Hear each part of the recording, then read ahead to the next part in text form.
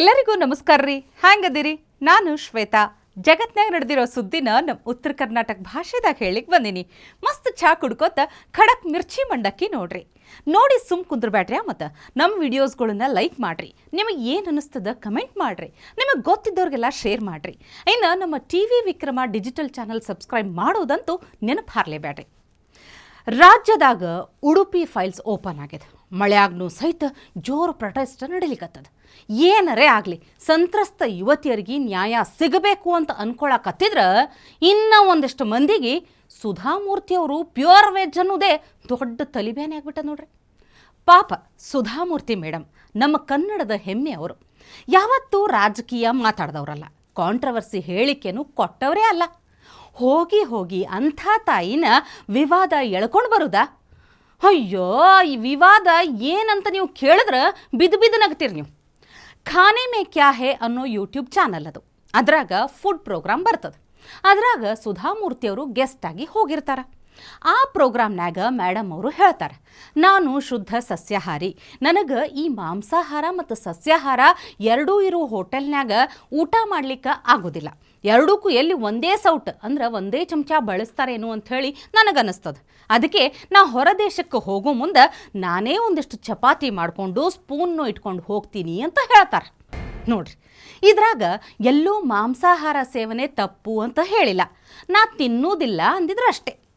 ಈ ಒಂದಿಷ್ಟು ಕೆಲಸ ಇಲ್ದಿರೋ ಕೋಡಂಗಿಗಳಿಗೆ ಅಷ್ಟೇ ಸಾಕಾಗಿತ್ತು ನೋಡ್ರಿ. ಸುಧಾಮೂರ್ತಿಯವರು ಏನೋ ದೊಡ್ಡ ಹೇಳಬಾರ್ದು ಹೇಳಿಕೆ ಕೊಟ್ಬಿಟ್ರು ಅನ್ನುವಂಗೆ ಟ್ರೋಲ್ ಮಾಡ್ಲಿಕ್ಕತ್ತಾವ ಇವು. ಅಲ್ಲ, ಇವ್ರ ಪ್ರಕಾರ ಸುಧಾಮೂರ್ತಿಯವರು ಪ್ಯೂರ್ ವೆಜ್ ಆಗಿರೋದೇ ತಪ್ಪ? ಈ ಎಡಬಿಡಂಗಿಗಳ ಪ್ರಕಾರ ಅವರು non veg hotel Sudha Murthy madam ಎಲ್ಲೋ ಬಾಂಬ್ ಇಟ್ಕೊಂಡು ಹೋಗ್ತೀನಿ ಅಂದಾರನ್ನು ಹಂಗೆ ಮಾಡ್ಲಿಕ್ಕತ್ತಾವ ಇವು. ಇನ್ನೂ ಮಜಾಕಂದ್ರೆ ಮುಸ್ಲಿಮರು ಬರೀ ಹಲಾಲ್ ಕಟ್ಟ ಮಾಂಸ ತಿನ್ನೋದನ್ನು ಪ್ರಶ್ನೆ ಮಾಡೋದಿಲ್ಲ, ಅದು ಅವರವರ ಆಹಾರ ಪದ್ಧತಿ ಅಂತಾರೆ. ಸಿದ್ದರಾಮಯ್ಯನವರು ದನ ಮಾಂಸ ತಿನ್ನೋದು ಬಿಡೋದು ಆಹಾರ ಪದ್ಧತಿ ಅಂತಾರೆ. ಹಂಗಾದ್ರೆ ಇವ್ರಿಗೆಲ್ಲ ಇರೋ ಆಹಾರ ಪದ್ಧತಿ ಸುಧಾಮೂರ್ತಿ ಮೇಡಮ್ ಅವ್ರಿಗೆ ಇಲ್ಲೇನು? ಏನರೋ ಲಾಜಿಕ್ ಒಂದು ಅರ್ಥ ಆಗಲ್ಲ ನೋಡ್ರಿ. ಹೋಗ್ಲಿ, ಅದು ಬಿಡ್ರಿಯಪ್ಪ. ಮೊನ್ನೆ ನಮ್ಮ DK ಸಾಹೇಬ್ರು ಹೇಳಿದ್ದ ನೆನಪದನಾ ನಿಮಗೆ? ಸರ್ಕಾರ ಬೆಳೆಸ್ಲಿಕ್ಕೆ ಸಿಂಗಾಪುರದಾಗ ಪ್ಲಾನ್ ಆಗ್ಯದಂತ ಹೇಳಿ. ಅವರು ಹೇಳೋದಕ್ಕೂ ಇಲ್ಲಿ ನಡೆಯಕತ್ತಿರೋದಕ್ಕೂ ಸರಿಯಾಗದ ನೋಡ್ರಿ. ಒಂದು ಕಡೆ ಕುಮಾರಣ್ಣ ಫ್ಯಾಮಿಲಿ ಸಮೇತ ಫಾರಿನ್ ಟ್ರಿಪ್ ಹೋಗ್ತಾರೆ. ಇನ್ನೊಂದು ಕಡೆ ನೋಡಿದ್ರೆ ಈಗ ನಮ್ಮ ಯಡಿಯೂರಪ್ಪನವರು ಮಗ BY ವಿಜೇಂದ್ರ ಜೋಡಿ ದುಬೈ ಟ್ರಿಪ್ ಹೊಂಟಾರಂತ. ಅದೇ ನೋಡ್ರಪ್ಪ, ಫುಲ್ ಕ್ಯೂರಿಯಾಸಿಟಿ ಹುಡ್ಸಿದ್ದ. ಹಿಂಗೆ ಒಬ್ರಾದ್ಮೇಲೆ ಒಬ್ಬರು ಫಾರಿನ್ಗೆ ಹೋಗ್ತಿರೋದನ್ನ ನೋಡ್ಲಿಕ್ಕತ್ರ ಸಮಥಿಂಗ್ ಈಸ್ ರಾಂಗ್ ಅಂತ ಅನ್ಸ್ಲಿಕ್ಕತ್ತದ. ನೋಡೋಣ ಬಿಡ್ರಲ್ಲ ಏನಾಗ್ತದಂತ. ದುಬೈನಾಗೇನೇ ಪ್ಲ್ಯಾನ್ ಮಾಡಿದ್ರು ಕಡೀಕ ಪ್ರಯೋಗ ಆಗೋದು ನಮ್ಮ ಕರ್ನಾಟಕದಾಗ ಅಲ್ಲೇನು ಮತ್ತೆ? ಕಡಿಯದಾಗಿ ಈ ಒಂದು ವಿಡಿಯೋ ನೋಡಿಬಿಡ್ರಿ.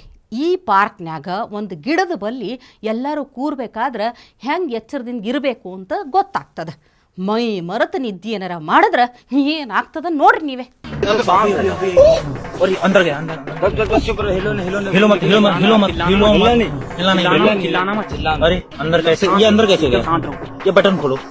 बीच वाला खोलो, बीच वाला अरे आराम से अरे काट लेगा यार. चिल्लाना मत, एकदम आवाज कैसी है? बिल्कुल हिलना मत.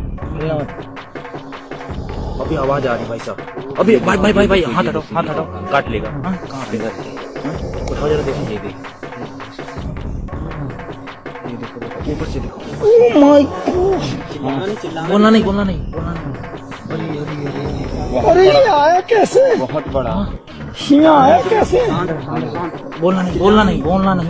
गुस्से में लग रहा है. अभी ये तो नाक लग रहा है. एकदम काला है. बहुत खतरनाक है. ये कोबरा लग रहा है. कोबरा निकल रहा. मेरी कमर के पीछे झुको. आगे झुको. निकल गया. अभी अंदर. ये पीछे का है. आगे का नहीं निकला. ऑटोमेटिक निकल जाएगा. तुरंत निकल. ये आया कहाँ से तुम्हारे पास? हिलना मत. दूर हाथ.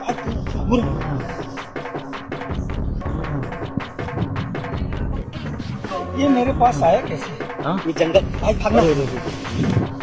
आपके पास कैसे आ गया? पता नहीं, मैं यहाँ पेड़ के नीचे बैठा था. अरे यार, ये कितना जहरीला, कितना हैवी लग रहा है.